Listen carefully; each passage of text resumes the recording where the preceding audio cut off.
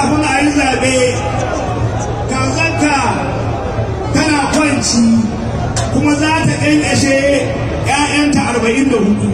Alhamdulillahi ga 'ya'yanta 44 yau za ka rantsar da su.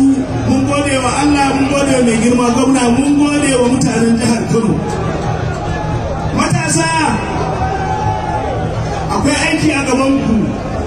Kusa aiki da ke gabanku yanzu za a yi rijistar jam'iyya ko ana rijistar jam'iyya. To duk wanda yake namu ne, duk masoyinmu ya kamata ya je rijista, ita ce magana ta farko. Sannan ranar zaɓe kuma yankan rijista ta zaɓe, ka haɗa rijista guda biyu, ga ta jam'iyyar APC ga ta zaɓe. Ranar zaɓe kuma a filin zaɓe, to kada Allah ya kiyaye. Ranar zaɓe a filin zaɓe kada Allah ya kiyaye. Kun yarda ba za mu kuma samun labari mara daɗi ba. An daina muku sata, an daina burge ku. To idan awa mutum wannan hukuncin a ce hukuncin ɗan sarki ne, ba abin da za a yi, hukuncin ɗan sarki ne.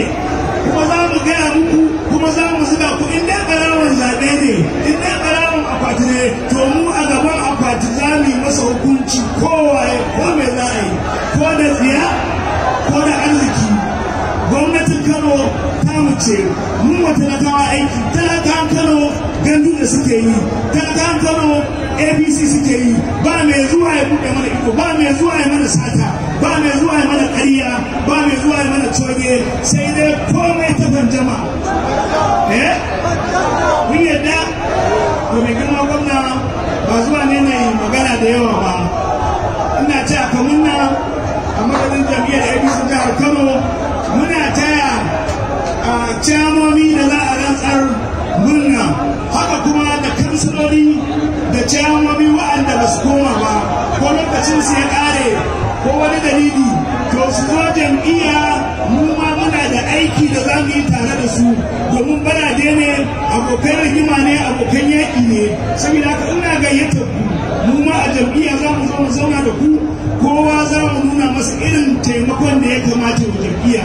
Haka wa'anda suka ci zaɓe, ku sani alaƙar ku da jam'iyya, ƙananan hukumominku tana da muhimmanci.